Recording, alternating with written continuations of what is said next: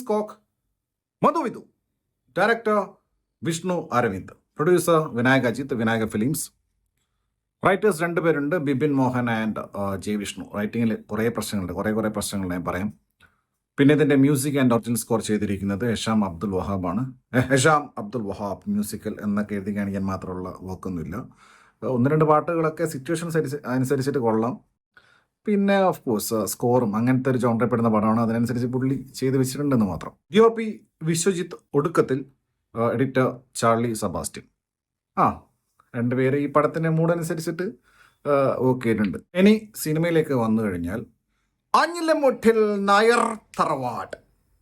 ഇപ്പോൾ ഇത് ഭയങ്കര ഒരു നായർ കുടുംബമാണ്. അപ്പോൾ ഇവരെ അപ്പനപ്പൂപ്പന്മാരുടെ ഫോട്ടോ ഒക്കെ ചില്ലിട്ട് വെച്ചിട്ടുണ്ട് ചുമരിൽ. അപ്പോൾ അതിങ്ങനെ സംസാരിക്കുകയൊക്കെ ചെയ്യും. അത് ആ പരിപാടി ജഗദീഷൊക്കെയാണ്. ഷറഫു, വിനീത് ശ്രീനിവാസൻ്റെ വോയിസ് ഓവറിലാണ് സിനിമ ആരംഭിക്കുന്നത്. അപ്പോൾ പുള്ളിങ്ങനെ സ്റ്റഡി ക്ലാസ് എടുക്കുക. ഇതാണ് അച്ഛൻ, ഇത് പിന്നെ അച്ഛൻ്റെ പെങ്ങള് മരിച്ചുപോയി, ഇത് ഇന്ന ആളുടെ മക്കൾ, ഇത് അച്ഛൻ്റെ അനിയൻ്റെ മക്കൾ, അങ്ങനെ ഇങ്ങനെയാണ് പറഞ്ഞിട്ട് നമുക്ക് ആദ്യം ഇങ്ങനെ പഠിപ്പിച്ചു തരും ആരൊക്കെയാണ് ബന്ധങ്ങളെന്ന്. അപ്പോൾ നമ്മൾ പഠിച്ചോളണം, എന്നാലേ സിനിമ പിന്നീട് അങ്ങോട്ട് കാണാൻ പറ്റൂ. അപ്പോൾ പിന്നെ ഇവർ തമ്മിലുള്ള ഇൻട്രാക്ഷൻസാണ്. അപ്പോൾ ഈ ഒരു ബേസിക് പ്ലോട്ട് എന്ന് വെച്ച് കഴിഞ്ഞാൽ, ഈ വീട്ടിൽ സർപ്പകോപമുണ്ട്. സർപ്പകോപമുള്ളതുകൊണ്ട് കല്യാണം നടക്കുന്നില്ല. ആർക്കും കല്യാണം നടക്കുന്നില്ല. ഇതിൽ ഷറഫുദ്ദീനാണ് മെയിനായിട്ട്. പുള്ളി 28-38 അങ്ങാൻ പെണ്ണ് കണ്ട്, എന്നിട്ട് നടക്കുന്നില്ല. കാരണം കോപം ഉണ്ടല്ലോ, കോപം. അപ്പം അങ്ങനെ നടക്കുന്ന ഷറഫു. പിന്നെ ഈ വീട്ടിൽ സ്ത്രീകളില്ല. ആകെ ഒരു സ്ത്രീ ഉണ്ടായിരുന്ന ഉർവശിയാണ്. ഉർവശിയെ ഭിത്തി കയറ്റി. ഉർവശി അഭിനയിച്ചിട്ടൊന്നുമില്ലേ, ഒരു ഫോട്ടോ മാത്രം അഭിനയിച്ചിട്ടുണ്ട്. അപ്പം പിന്നെ ബാക്കിയെല്ലാം ആണുങ്ങളാണ്. ഞാൻ പറഞ്ഞു ജഗദീഷ്, ഷറഫു, പിന്നെ നമ്മുടെ അസീസുണ്ട്. പിന്നെ ഒരു ഇതിലുള്ള ജിയോ ബേബിൻ്റെ പടത്തിലുള്ള മോളെ ചോറ് മാത്രം കുക്കറിൽ വെക്കല്ലേ മോളെ, ചോറ് അടുപ്പിൽ വെക്കണേ മോളെ. ആ പുള്ളി ഗ്രേറ്റ് ഇന്ത്യൻ കിച്ചണിൽ. പിന്നെ ഒരു പയ്യനുണ്ട്, ഒരു ഇളയ പയ്യനായിട്ട്, ഷറഫിൻ്റെ ബ്രദറായിട്ട്, അമൽ ഡേവിസ് അല്ല, അമൽ ജോസ്. സഞ്ജു ലക്ഷ്മിയിലെ സഞ്ജു മധു പുള്ളിയുണ്ട്. അപ്പം ഇവരൊക്കെ ഈ തറവാട്ടിൽ കിടന്നിട്ട്, ഈ നായർ തറവാട്ടിൽ കിടന്നിട്ട് അങ്ങോട്ടും ഇങ്ങോട്ടും സംസാരിക്കുന്നു, ഓട്ടോ കഴുകുന്നു, പിന്നെ കേബിള് വെക്കാൻ പോകുന്നു. അവിടെ പോയിട്ട് അസീസിൻ്റെ ഓപ്പണിങ്ങിലേക്കുള്ളതൊക്കെ ഭയങ്കര ചെളിയായിരുന്നു. അപ്പോൾ എന്താണെന്ന് വെച്ച് കഴിഞ്ഞാൽ ഇതൊരു കഷ്ണം കോമഡി ഞാൻ പറയാൻ കാരണം ഇടയ്ക്ക് കോമഡി ഉണ്ട്. അസീസ് പിന്നീട് നന്നായിരുന്നേ. ഞാൻ അദ്ദേഹത്തിൻ്റെ ആദ്യത്തെ ഒരു സീൻ ഞാൻ മാത്രം പറഞ്ഞു. പിന്നീട് കുറേ സീൻസിൽ അസീസ് നന്നായിട്ട് പിന്നെ കാര്യം പെർഫോം ചെയ്ത് സീൻസ് തൂക്കിയിട്ടുണ്ട്. ജഗദീഷ് ഏട്ടൻ ഓഫ് കോഴ്സ്, ജഗദീഷും ഗംഭീരമായിട്ട് കുറേ സീൻസിൽ അഭിനയിച്ചിട്ടുണ്ട്. പക്ഷേ ഈ കോമഡി സീൻസ് ഇപ്പോൾ നമ്മൾ ഇതിൻ്റെ എക്സാമ്പിൾ പറയുകയാണെങ്കിൽ, നമ്മളിപ്പോൾ ഇങ്ങനെ ഫേസ്ബുക്കിലൊക്കെ ഇങ്ങനെ സ്ക്രോൾ ചെയ്ത് പോകുന്ന സമയത്ത് ചില പീസസ് മാത്രം നമുക്ക് കിട്ടും, ഒരു 3 മിനിറ്റ് 4 മിനിറ്റ് ഉള്ളത്. അപ്പോൾ അത് കാണുമ്പോൾ നമ്മൾ വിചാരിക്കും ഇത് കൊള്ളാലെ പരിപാടി, നല്ല കോമഡി ഉണ്ടല്ലോ എന്ന് വിചാരിക്കും. പക്ഷേ സിനിമ മൊത്തമായിട്ട് എടുത്ത് നോക്കുമ്പോൾ ഇവർക്കൊന്നും വയ്യേ എന്ന തോന്നല.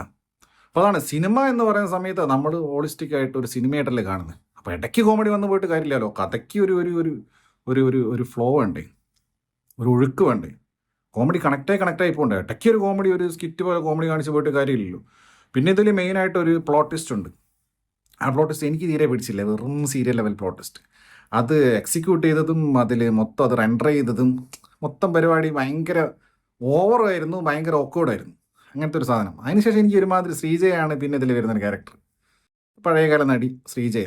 അപ്പോൾ അവരുടെ ഒരു പരിപാടി, പിന്നെ അവരുടെ മകളായിട്ട് ഒരു കുട്ടി അഭിനയിച്ചിട്ടുണ്ട്. പിന്നെ ഇതിൽ ബിന്ദു പണിക്കരുടെ മോള്, സിനിമയിലല്ല ശരിക്കും, കല്യാണി ബിന്ദു പണിക്കർ, അവർ അത്യാവശ്യം നന്നായിട്ട് അഭിനയിച്ചിട്ടുണ്ട്. കല്യാണി പണിക്കർ അവർ അത്യാവശ്യം നന്നായിട്ട് തന്നെ പെർഫോം ചെയ്തിട്ടുണ്ട്. അവരും ഷറഫും തമ്മിലുള്ള കോമ്പിനേഷൻ സീൻസും അവരുടെ ചില മൈന്യൂട്ട് എക്സ്പ്രഷൻസും ചില കെമിസ്ട്രിയും പരിപാടിയൊക്കെ നന്നായിട്ടുണ്ട്.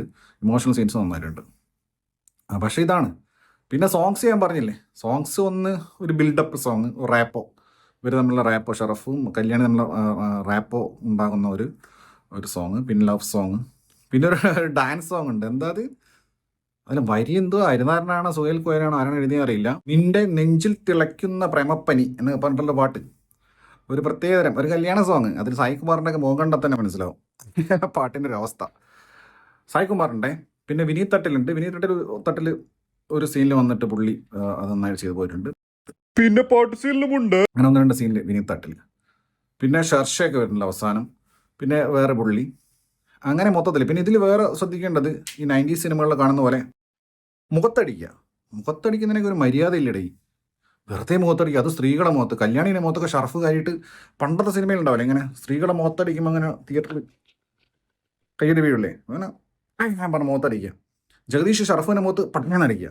ഷറഫ് രജിസ്റ്റർ ഓഫീസിൻ്റെ ഫ്രണ്ടിൽ നിൽക്കുന്ന ഏതോ ഒരുത്തൻ്റെ മുഖത്ത് പട്ടിങ്ങനെ പറഞ്ഞടിക്കുക. ഇങ്ങനെ അടിച്ച് കളിക്കുക, അങ്ങനത്തെ ഒരു പരിപാടി. പിന്നെ മൊത്തം ഒരു 90s പരിപാടിയാണ് ഇവർ റൈറ്റിങ്ങിൽ പിടിക്കാൻ നോക്കിയത്. മനസ്സിലല്ലേ? കുറച്ച് ഒരു കുടുംബം വേറെ കുടുംബം അവർ തമ്മിലുള്ള പരിപാടികൾ അവസാനം എല്ലാവരും കൂടെ ഒരു ഒരു ക്ലിക്കിൽ എല്ലാവരും കൂടെ ഒന്നാകുന്നു എന്നുള്ള പരിപാടി പിടിക്കാൻ നോക്കി. പക്ഷെ ഒരു ഫ്ലോ ഇല്ല.